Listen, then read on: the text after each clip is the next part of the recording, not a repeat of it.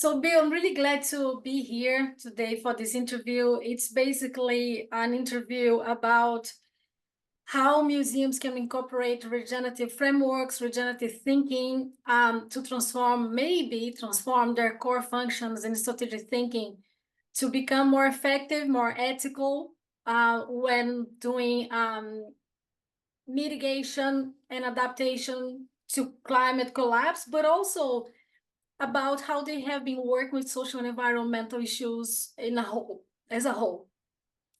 So I'm not quite sure if you know, in terms of my background, I have done proper training in sustainable development as a certified Gaia education trainer.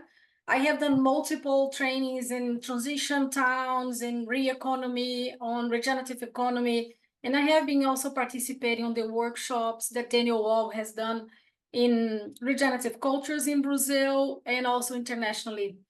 At the moment, I am here at the University of Leicester, part of the Museum Studies program focused on sustainability, both on social and environmental with museums. And I have 25 years of experience in the arts and culture and museums, but I also worked for NGOs in human rights. So I tend to bring more a transversal way of looking to museums, more a broader perception of how museums could convey more social and environmental ways of working. I'm also part of ICOM Sustain. It's the International Committee of Museums that deals with the Code of Ethics for museums internationally, and it's more than 45,000 membership present there. And I am a vice chair of the ICOM Sustain Committee, which is basically how we spread sustainable development practices. Yeah, so that's why we are here. And you, of course, from Brazil? I'm from Brazil, but I'm living in the UK for 1 year, and then I'll go back. Okay, right. We know that museums, I have a pleasure to talk more about how my experience and also my work in Brazil can collaborate with Regenegis and all of this. But the purpose of today is the research. Let me keep in mind that would be good to know. We do have a project in Ceará that's being funded. Northeastern Brazil. Yeah. So that would be good to loop back on that. Whenever it gets funded, we'll be engaged again. But we kicked that project off. It's a new community. Mm-hmm. I run an organization called Regenerative Museums, which is basically how we bring regenerative lenses to sustainable development practices in museums. But it does include cultural heritage. It also includes more way of thinking on social memory on the territories, not only the conventional way of thinking of museums, but it goes beyond that. So in general, museums at the moment, they have become much more committed to sustainable development agenda. And of course, we are seeing a lot of progress in terms of decarbonizing their operations, in terms of sustainable green buildings, which probably for you is not a new thing. It may be still new for the museum sector. Yeah. And the idea of bringing regeneration at this discussion in the face of the collapse, it's also a possibility of bringing a new approach, not a new approach, but a possibility of they look differently on what they are doing. So I want to start asking you about the potential for regenerative thinking applied to museums. And by saying this, what I want to ask you is, museums are related to social memory. And museums encapsulate the idea of safeguarding our planetary history. They are also safeguarding our biological information in multiple cases about our biodiversity monitoring and preservation as well. Mm-hmm. They also produce content and have the capacity to influence billions of people when you think about 100,000 of museums globally. So what would you say that regenerative development could, regenerative development can be part of the museum's journey on responding more effectively to social and environmental crises, but also have a different way of approaching social and environmental issues.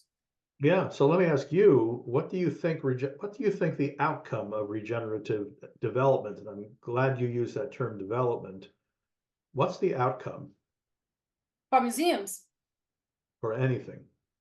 what is the outcome? I think it's the alignment between nature and humans. It's Okay, and it's basically a comprehension of the whole system that we are part of. okay, that's a broad answer. I don't know how to ask this in such a way. What if the museum disappeared from the environment, or maybe another way is, what is the museum really catalyzing? It's a relationship between people and nature, that's for sure, right? You're with me on that. But what does that mean? What does it mean to participate with life? At the core, what is life? It depends on each territory that the museum is related to. I No, mean, specific, yeah. every place will have a different way of living different pattern of living processes. Mhm. Yeah, I think I'll just give you the answer that I'm looking for, and we'll see if we agree, is that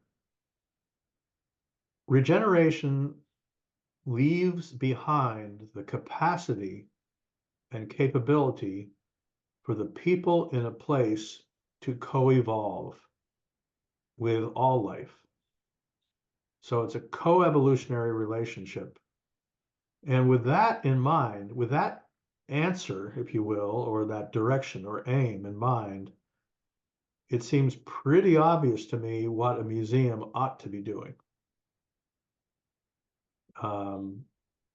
And what museums ought to be doing is building the capacity and capability in not only their visitors, but their community within which they're nested to re-engage with life on its own terms. Is that what they should be doing, or you think this is what they are doing? No, they aren't doing it. It's Okay. very rare to do. I think there are places that are Quiet. doing it. I think, oh, well, I was going to share with you an older article. So this article is a pretty good one. Did you get it? Yes, I did.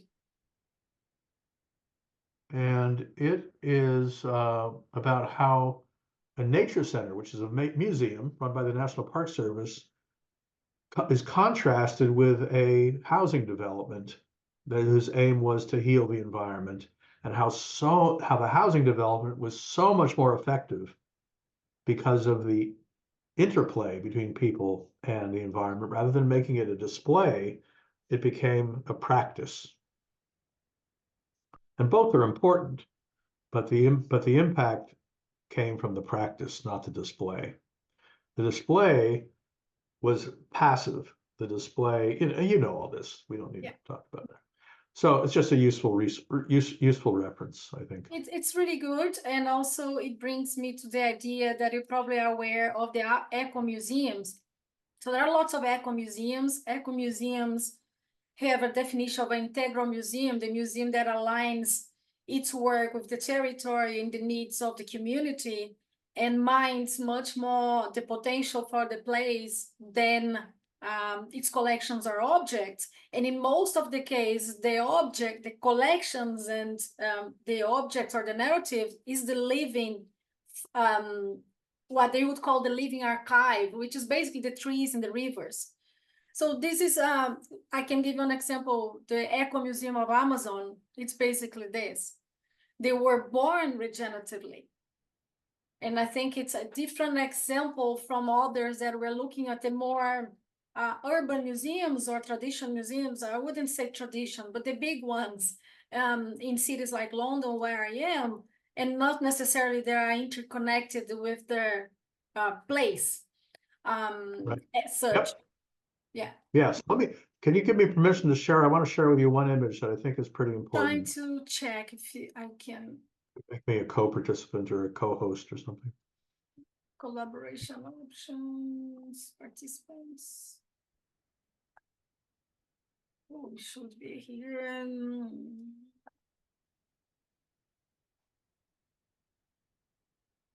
You know how to do that, participants? Participants and then invite. Make me a co-host or a host. Yeah, it's not allowing me. I don't know why. Let me see. Ah, okay. Well, let me just do something else then. Oh, maybe here. Just one moment. I think I will do it. Yeah, there it is. You can go. Okay. Let me, share.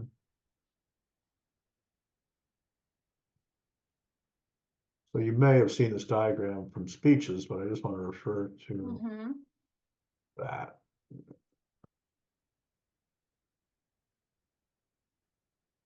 So the typical approach of a developer, so this we'll draw a parallel, but this is what I use to show developers and communities. The developer is interested in what's going on the site and with their project, and then they negotiate with activist groups and neighborhoods about getting permission to build their development. And it's transactional in nature. It's we'll give you a school if you give us permission to build. We'll build you a swimming pool or a park if you give us permission to build. So it's kind of a zero-sum game, or it's both groups are actually seen as it's a lose-lose situation. The developer compromises, the community compromises. And you've seen me talk about the law of three. The activating force. Okay, nature harmonizes, it doesn't compromise. Considere, doesn't concede. But it's good you repeat it, so it's recorded here. I think you can repeat it. And here's what the museum can do. So the museums, typically the energy comes inward. You're coming in these walls or in this zoo or botanical garden, and you're observing things. Here we're saying the real museum is the place we live. And the potential for the place we live, not just doing certain problem solving and working on carbon and working on clean water. I mean, all that's important. But here we're taking all these different activist groups who are concerned about climate change or habitat connectivity or gender equity or environmental justice or you name it, right? All the different isms that we pile into a bowl and we call it a whole because we're working with all those isms. And they aren't a whole, by the way, they're still fragmented. But that's a whole other thing. Working from the essence of place is really important. But what we're helping people to do is say that all of us, including the developer, including the museum, are interested in the health of this system. That's what we really care about. Even though it's not our mission, ultimately, that's what's important to all of us. So how do we then create an aim or a North Star or an aspiration for a thriving, healthy, socio-ecological system? We build a story of real potential in that place. What's the potential of this place to be healthy and thriving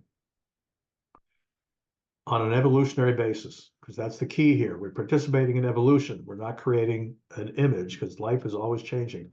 But what's this image of potential that we can create? And then that brings all these people together to work together in service of that.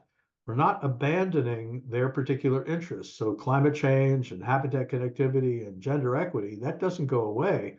But now these people understand that we're all connected because we are all connected. The museum's role, ultimately, in my mind, not too humble perspective, is that the museum's role is to help paint a picture of that potential and bring people together in service of that potential. The potential of the place. Yeah, the potential of the place. I think you have demonstrated that one of the frameworks that I was thinking in terms of how we apply to museums, which is great. You anticipate that. What I want to ask you, I have seen some of your lectures on how to approach how you begin a conversation about regenerative approach in sectors that have been so much shaped by a mechanicist thinking and authoritative thinking.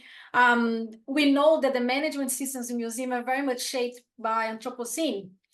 So when we start the conversation of saying, can we start thinking of designing as nature instead of designing to nature? When you look at the nested systems, the essence of the place, the potential of the place, the essence of this specific living system or the social system that it is a museum. It's a difficult conversation to start with when you are dealing with such a formed and structured way of thinking from the museum. So what do you suggest to start the conversation with people that doesn't have a regeneration background? Oh, I mean, this is our work. It happens every yours and mine. It's no different. We're all introducing living systems thinking to a world that works mechanically, a world that works in fragments and pieces and reductionist logic. And there's nothing wrong with working with reductionism, except it's the wrong place to start. So what we do is we help, getting back to that diagram, we work out here, and we say we are working on the health of this entire system. Well, what does that mean? Well, what are you interested in? Typically, people will focus on their very narrow focus, but we say, for your focus to work, we have to actually understand all of life on its own terms. And so we ask the question, who is this place and what is this place? What's the nature of this place? And we help explore, we do something called a story of place, which is really not a story.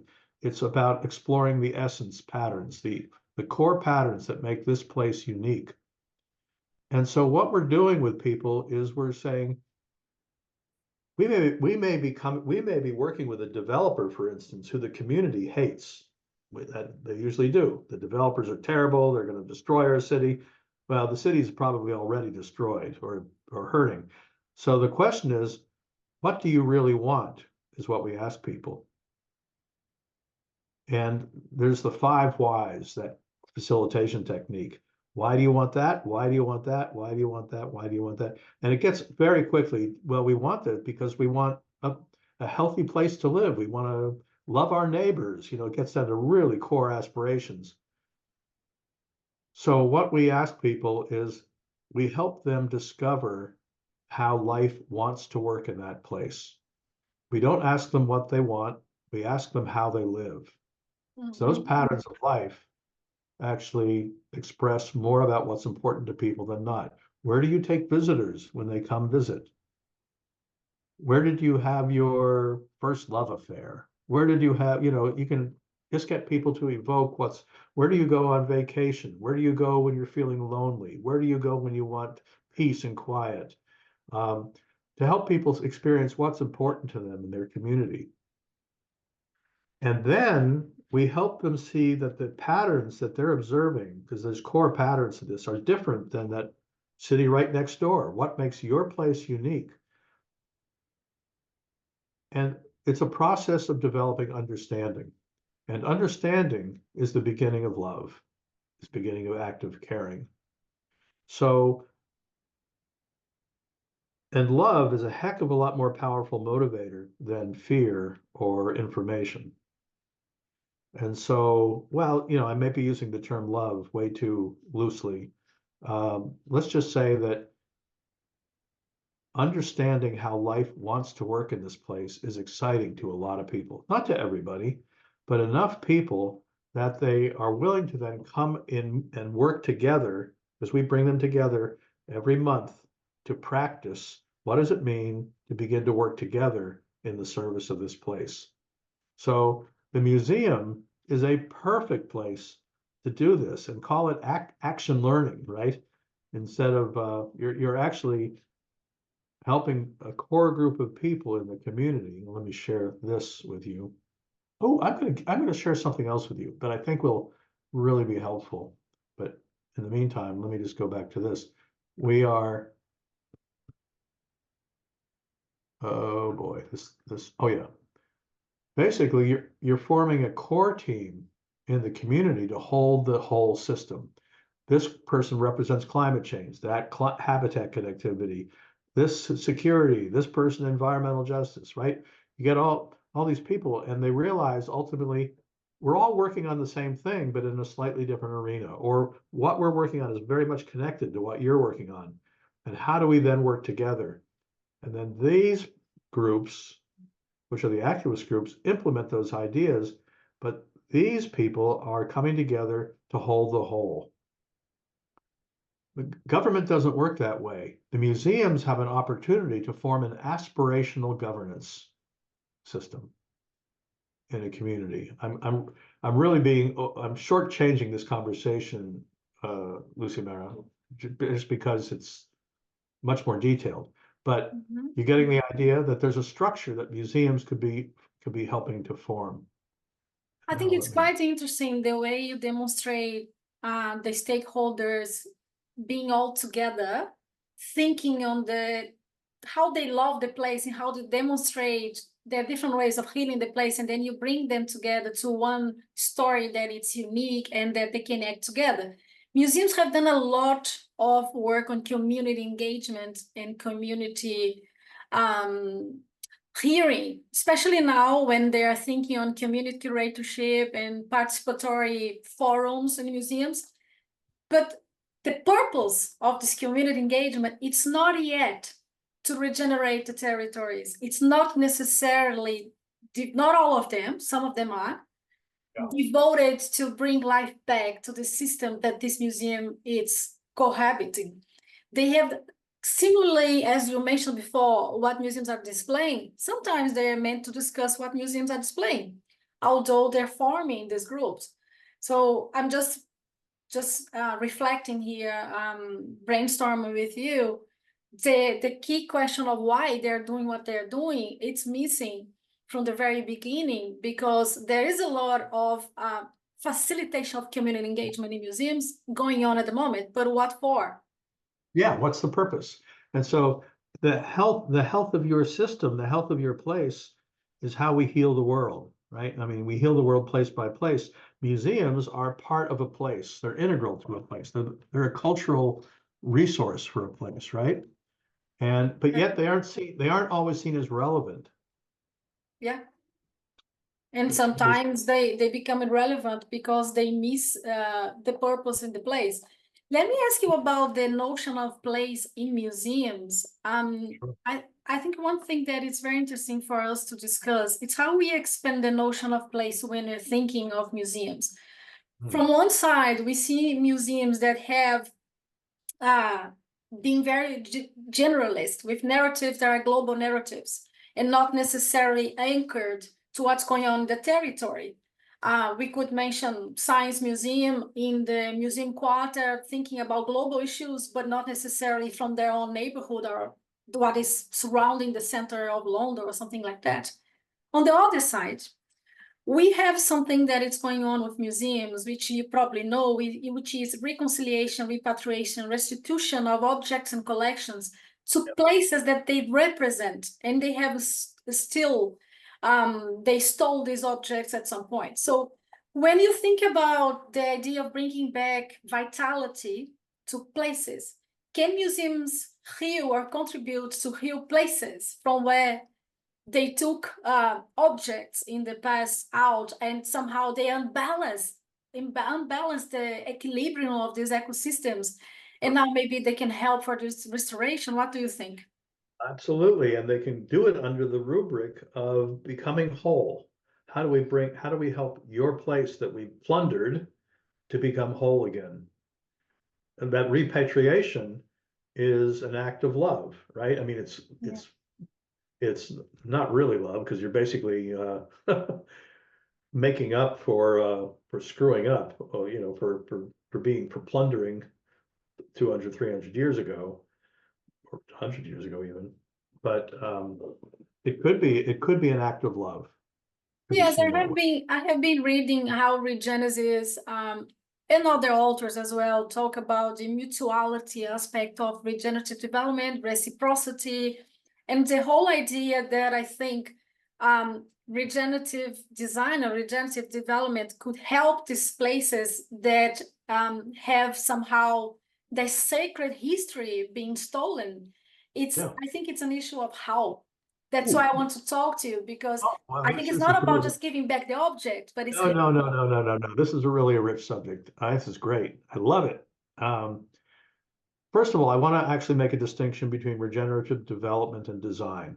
It's really important, and it's not understood. Most people think Unfortunately, most people think regeneration is about restoration. It is, that's included in the word, but the word really means to first of all, you have to look at the root, generate. What are we generating? And then how do we repeat that, regenerate?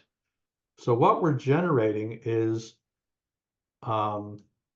care and mutuality and reciprocity, co-evolutionary processes in each place. To do that requires us to develop new understanding or renewed understanding. Then that developing process informs design. So development comes before design.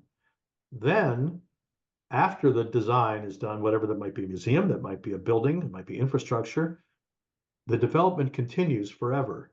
The governance process is an ongoing developmental process. So regenerative development is key to understanding what this word means. So many people are using it to mean we designed a beautiful building that somehow has net zero energy. That's not regeneration. Regeneration is a continual process of whole system rebirth. And that means that we are developing new capacity and capability in the people in that place. Okay, I just need to get that out of my system. No, that's really great. It's very important for the recording purpose, so we understand what we are talking about. And on that note, that regeneration is a process. It's not an end in itself. I want to talk to you about the difference between sustainable development and regenerative development. I know you have produced many lectures about this. Yeah, Regenegis has approached this in the book of the whole idea that are we trying to sustain life, or what are we actually trying to sustain? I love when you start your lecture saying, are we trying to sustain buildings? What are we trying to sustain? But I want to ask you one thing. The Sustainable Development Agenda in the museums, which is, it has a deadline, right? It's the 2030 United Nations agenda somehow. And some people are approaching it as an end in itself. So you define a project, you pick one SDG, and then you go, and then you have a deadline. So again, back to the mechanicist way of thinking. Yeah, let me just interject here. Okay. If you do 1 or 2 or 5 SDGs, it's semi-bullshit. You have to do all 17 or 16 because the economic one is a little conflicted, but you don't either do all of them or nothing. And the way you do all of them is you work over time. So there's never a complete, and then plus you're participating in evolution. So where does it stop? Life continually is asking us to adapt. There, it's really simple.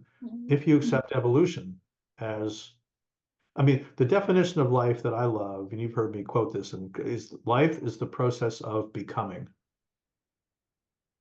There. So how are you becoming? Are you developing yourself? Are you taking care of all the flat spots you have in life? It's just we aren't going to take care of life unless we're actually evolving ourselves. So it's an integral place. You can't work out there and ignore and be filled with hatred or be filled with instability or reactivity in your own life without this reciprocal process with life. Sorry, I didn't make it. I think it's very important to recognize the efforts of people in the sector, specifically in the museum sector, that are looking to the transversality of topics of social justice, gender, race, some of the equations that they may not have taken into consideration in their work in the past, right? So I want to talk to them from where they are, and then perhaps move to a more transformative way of thinking throughout this transversal approach. So my question to you is, how do you then define the difference between working sustainable development and regenerative development? Number one, I don't make it, both words are becoming meaningless, by the way. Sustainability is meaningless the way it's used. Because, like you said, sustainable buildings, that's a bullshit term. It doesn't mean anything. All you can say about buildings is they have a tendency, they are green buildings that are working towards a condition of sustainability. That's the best you could say about any technology. Now, so I mean, we all use the term loosely. Yeah, I do sustainable buildings. No, you don't. You do buildings that have some technologies that are more efficient. So regeneration is being used as a synonym for sustainability, which it's not. So regeneration is the ability to participate in evolutionary processes, your own and the place you're part of, and the planet. So that regeneration is about adding value to all systems of life, not just reducing the damage, but adding value. That's another way to think about it. However, when people use the term oh yeah, we do this, we do net positive, or we're doing good in lots of areas. No, the doing good paradigm, if you've read Carol Sanford's Four Paradigms, the doing good paradigm is a form of colonialism, putting our ideals on the world. Regeneration is working with the essence of each individual entity and allowing that essence to be expressed, whether it's an organism we call place or whether it's your children. Each one is a living organism and has a unique essence that if we work with it, what it desires to express, we'll be a hell of a lot better off. Is that helping? It is. I think I'm just thinking, just by hearing you saying, it's so inherent to you, the regenerative thinking, that when we approach someone that it's still in the mechanicist way of thinking, it's hard to explain how sustainable development is not necessarily enough, although it's part of the process of getting to that, right? Yep. So just creating more consciousness, more awareness of why you are doing this, and not limiting themselves by a deadline or by a framework, and just understanding the fabric of an ethical fiber that brings you to do the things that you are doing. It's much more important than the framework itself. It's the reason why they're doing this, as you're saying, as a source of love. And I'm understanding love here, as Satish Kumar say about the radical love, which is about caring for places, about caring for people, and caring for nature. Yep, exactly right. Yeah. Which it doesn't necessarily lead us to a specific framework. It leads us to do what is the right thing to do in the right moment, in the present moment, for that place. That's right. So the frameworks help us validate the intuitive. The frameworks are a discipline. That's all they are, is a shorthand for whole systems thinking. Yeah. And they're incomplete in themselves. Each framework that we use come out of ancient traditions are wholes in themselves, but even those are simulacrums for a whole.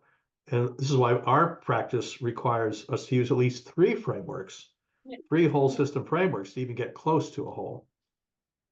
Yeah, I was looking at the frameworks, which is the 3 lines of work, the law of 3, and the living system stakeholders, and even the 4 modern paradigms. I think in essence, they bring to me is the voice of nature, is the fact that nature is present on the conversation, is the fact that there is a stakeholder in the space of managing projects that consider the ecosystem or the ecological thinking that is present in a place. Yep. But what I was going to ask, I mean, if I understood it right, you will let me know. But I think, could these frameworks guide us to work with museums to reconnect the histories between human and nature? Absolutely, these frameworks are universal. They're used for any living system. So we work with corporations, with individuals, with places, with infrastructure, same frameworks. When you're working with core living system principles, and by the way, these frameworks are about how we work with life. They aren't describing the principles of life. Those are, edge conditions and boundaries and nestedness. Well, they are kind of, but they ask us to reframe our relationship. That's what they're about. And yes, they're applicable anywhere. and they're a discipline. I don't want to make a fetish of these frameworks. That's the wrong thing to do. They're just a very useful instrument. And the three horizons, that's a framework that we didn't come up with, but Bill Sharp and Anthony Hodgson, you're familiar with that, I'm sure. Yes. But that framework came out of our frameworks. Wow. Okay, this I didn't know. Well, it came out of it came out of the same source. John Bennett, J.G. Bennett, their chief. That's where those frameworks came from. So the Three Horizons framework is a combination of potential, of the law of three, and nested systems, or three lines.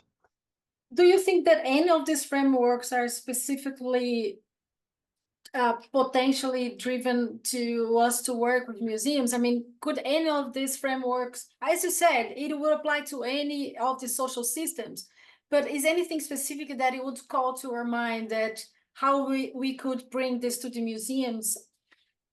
Well, the idea of nested systems, that diagram that I showed you, that Yeah,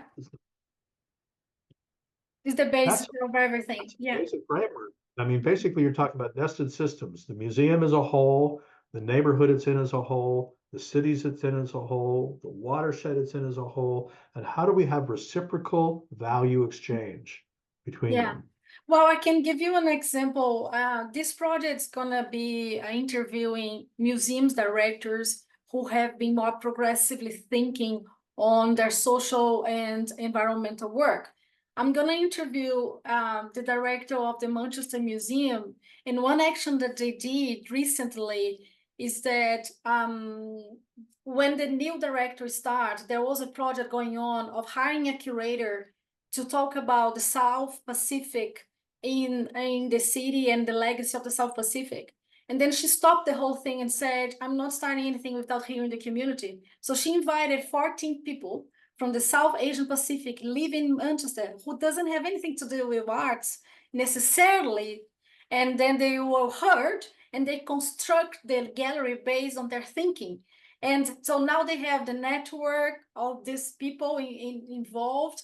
They have what we would call more community-based curatorship, and resonates a lot with the regeneration of the territory as well, because the percentage of people living in Manchester from this population has a say about the needs for Manchester regeneration in other areas beyond museums work.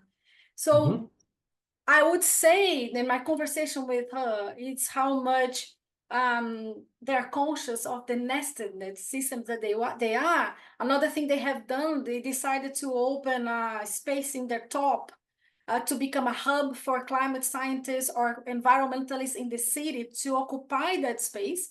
And by doing this, they are learning themselves, the museum staff, it's learning about an ecology approach to their narrative. So it's kind of hearing from the environment to then enter to a journey that is much more regenerative than just imposing narratives to the community. Would you say that this could be regenerative seeds of thinking? Oh, absolutely.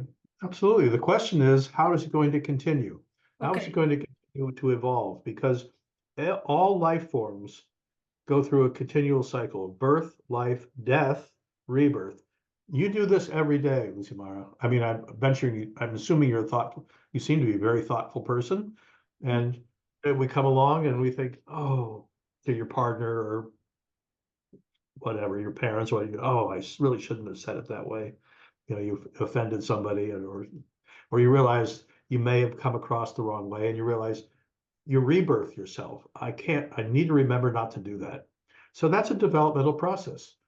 Families do that when they have family meetings and realize we're not getting along together. What do we need to do about that?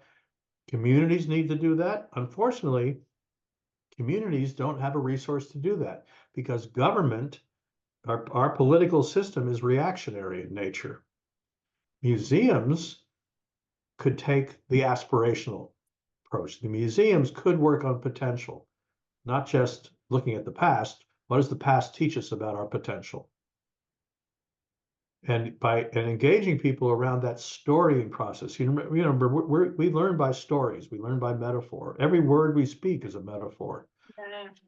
And so stories are ingrained in how we communicate. So museums are storytellers. What story are they telling, and what story do they want to tell? What you were doing now, and I saw you doing this in some of your lectures, is the comparison of the development of ourselves as human beings nested in the development of the systems we are living in. And sometimes we're not conscious of this. And I did a lecture in one of the major conferences in the UK. It's called Museum Next in 2018. And I presented the nested systems for museums professionals, asking them why you do what you do in museums, and demonstrating that in the center you have the museums professionals, and then you have the community, and then you have the museum, and then you have the city, and then you have the planet. So and sometimes they start to think about the narrative about the planet without thinking about what is the major contribution of you, of the community, of this museum, to this planet narrative. And then they start from outside to inside instead of inner out work. So yeah, I'm just asking this because it moves to my next question about people. And it's clear that you at Regenegis and other authors in regenerative thinking, and Daniel Wahl and Carol Sanford, you're all saying that we must bring our whole selves to the task of regeneration. And this requires self-development. What I see working with museums professionals is that entering the ambiguity, uncertainty, vulnerability, and embarking on an evolutionary journey, it's very hard. It, That's, and I mean, probably you have faced this in the fields of university, intellectual side. Tell me, what is the necessary process? What do you suggest? okay. Well, you put your finger on something that's very important and very difficult, and that is that people think they're in control, Mhm. and you can't control life.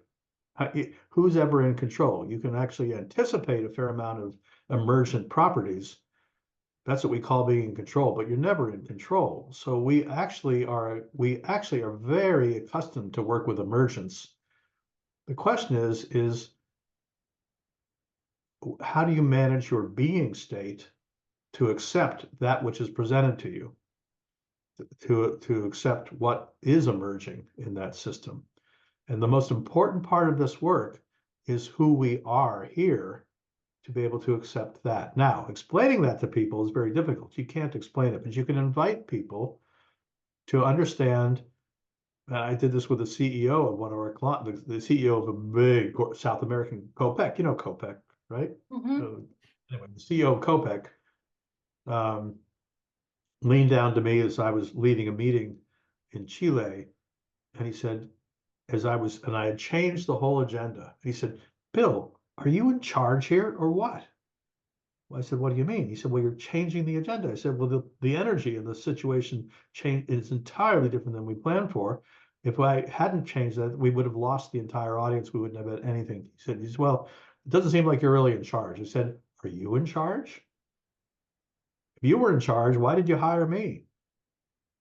And we knew each other well enough to be able to have that dialogue. But the point of that story is that we think leading is telling, but leading is actually offering new ways of seeing the world. And then developing the capability to respond with equanimity to the situations that we could never control. And that sounds like so airy-fairy and loosey-goosey that people dismiss it, but in fact, it's the most powerful teaching mechanism we have, is to just, and this is where meditation comes in, this is where religion comes in, this is where spiritual, whatever you want to call it, this is where metaphysics comes in. Is that we actually need to work with what's presented to us. And this is what adaptation is all about. So when we're faced with these issues, how do we respond in a way that is positive and productive and effective, as opposed to reactionary? Now, I don't think this is answering your question directly, but it's the answer. To answer it directly, You just need to invite people to image what's important to them, what's purposeful to them, and to actually, oh boy, we do this all the time.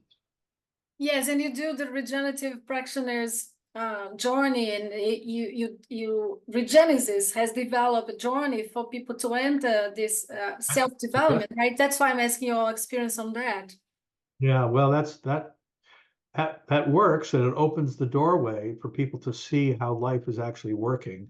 And then it's a practice after that, is how do you apply it? And I can tell you that you always need to speak to potential. It's an invitation to explore potential, not problem solving, because you can never solve problems. They're fragmented. The whack-a-mole game, if you're familiar with this old amusement park game, probably not, but in the United States, there's a game where all these little moles, animals out of the ground, and you hit them on the head, but then others come up. You can never win. And this is what happens when we try to solve problems. Solving one problem creates all sorts of unintended consequences unless you're working with the nature of the whole. And so problem solving is fragmented thinking. And by the way, I believe we'll never be successful. Wow. What will be if we're not going to be successful? What is working essence to essence, whole to whole. That essence is it's so important to understand each person's essence and what they really care about at their core, because that's where they're energized. When we release that energy, watch out, because every person, every living entity has an opportunity to fill a specialized ecological niche. And we've oversimplified the world and tried to channel it in certain directions, whether it's the capitalism. I don't have a problem with capitalism per se, but anyway. No, it's great. It's great, because I think what you were saying, it's about how we get these people to allow themselves to be more experimental, because this is a field of risk-averse people.